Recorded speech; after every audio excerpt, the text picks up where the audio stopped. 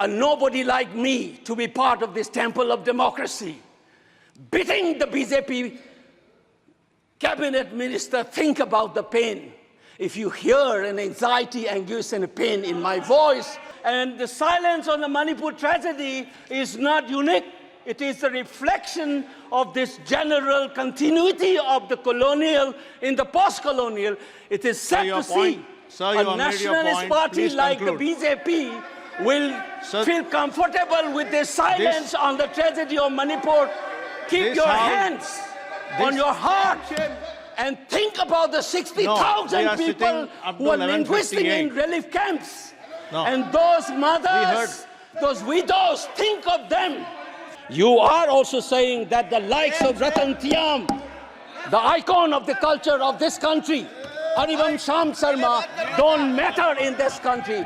If you have an iota of concern for this state, there would not have been a silence. Please Mr. sit down. Speaker, sir. Chairman, not Sir. Mr. Chairman, I thank you for giving me this. I am calling Sri A.B. Akoijam to please speak. Thank you for this time.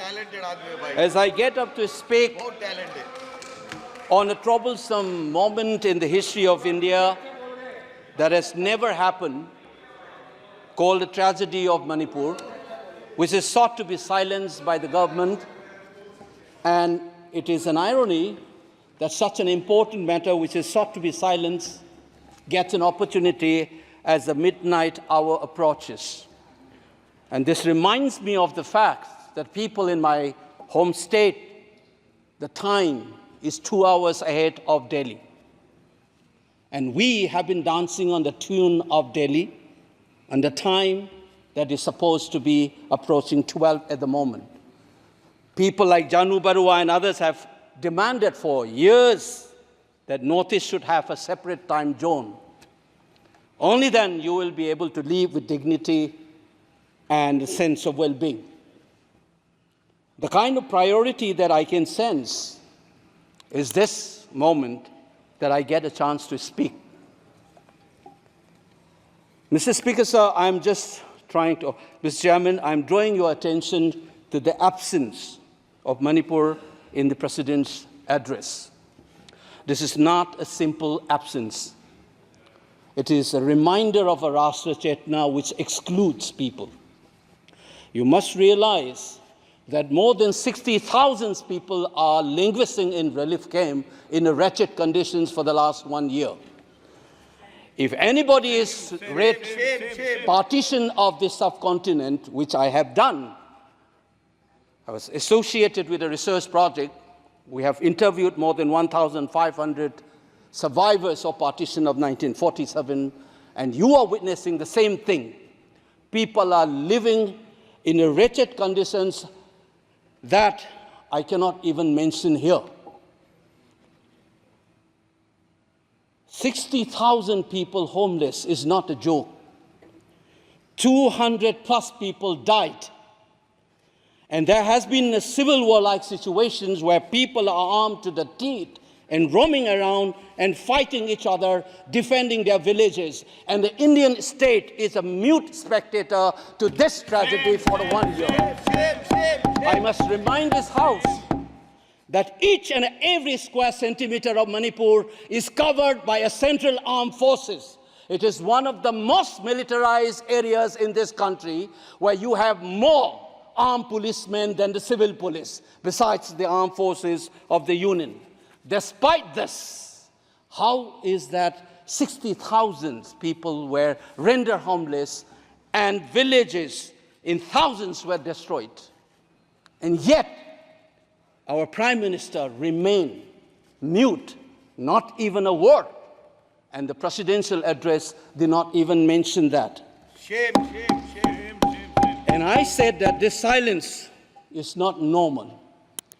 It is a reminder of the fact which many scholars have said, that there is a continuity between colonial and the post-colonial period.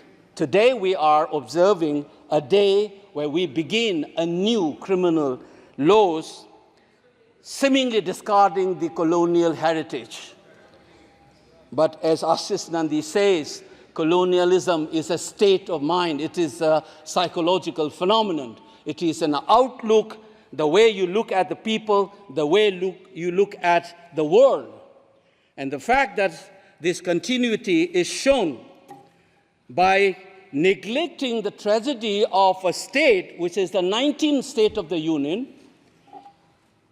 It is amazing to see that I get an opportunity as the midnight hour approaches to register this anguish and this hurt of the denial that this country has meted out to its own citizens in the state of Manipur.